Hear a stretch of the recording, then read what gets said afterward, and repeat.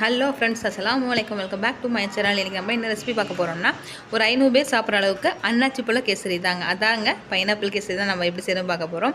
First ஒரு வட்டகம் எடுத்துக்கலாம். எடுத்துகிட்டு அதில் ரீஃபண்ட் ஆயில் இருக்கு இல்லையா, அதை ஊற்றிக்கலாம்.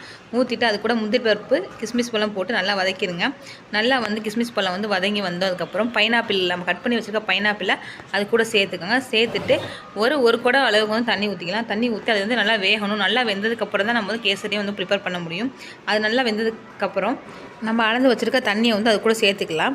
தண்ணி நல்லா கொதித்து வரட்டும். நல்லா கொதித்து வந்ததுக்கப்புறம் நம்ம நறுக்கி வச்சுருக்க, அதாவது பவுட்ரு பண்ணி வச்சுருக்க ஏலக்காய் பவுட்ரு அது கூட சேர்த்து நல்லா மிக்ஸ் பண்ணிக்கலாம். மிக்ஸ் பண்ணதுக்கப்புறம் நம்ம தேவையான ஜீனி எடுத்து வச்சுருக்கோம், அதே அது கூட சேர்த்து நல்லா மிக்ஸ் பண்ணிக்கலாம். நல்லா ஜீனி மெல்ட் ஆகிற அளவுக்கு நல்லா மிக்ஸ் பண்ணிக்கோங்க.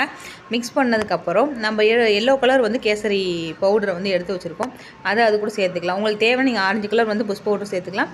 இல்லை எனக்கு எல்லோ கலர் வேணும், நீங்கள் எல்லோ கலர் புஷ் பவுடர் சேர்த்துக்கலாம். நம்ம பைனாப்பிள் கேசரி பண்ணுறதுனால நம்ம எல்லோ கலர் ஃபுட் பவுடர் அதில் ஆட் பண்ணுறோம். அதில் எவ்வளோ தேவையோ அந்த அளவுக்கு கலருக்கு ஏற்ற மாதிரி நம்ம ஆட் பண்ணியாச்சு. ஆட் பண்ணி நல்லா கொதிச்சதுக்கப்புறம் நம்ம எடுத்து வச்சுருக்க ரவை இருக்கு இல்லையா, அதை அது கூட மிக்ஸ் பண்ணிக்கணும்.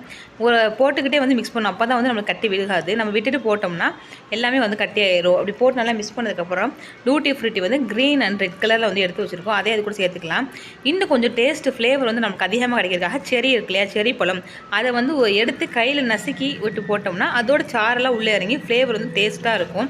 அதுக்காக தான் அப்படி அதை எடுத்து நசுக்கி போடுறோம். போட்டு நல்லா கிண்டதுக்கப்புறம் ஒரு 5 மினிட்ஸ் அடுப்பில் வச்சுட்டோம்னா நமக்கு கேசரி ரெடி ஆயிரும். அப்புறம் இறக்கிடலாம். இன்னும் நல்ல மனமாக இருக்கிறதுக்காக ஃப்ளேவர் வர்றதுக்கும் நெய் ஊற்றி மிக்சருக்கு டியூட்டி ஃப்ரூட்டியும் போட்டுடலாங்க. அவ்வளோதாங்க, நமக்கு டேஸ்ட்டான கேசரி ரெடி ஆயிடுச்சுங்க. மறக்காமல் நம்ம சேனலை சப்ஸ்கிரைப் பண்ணிடுங்க.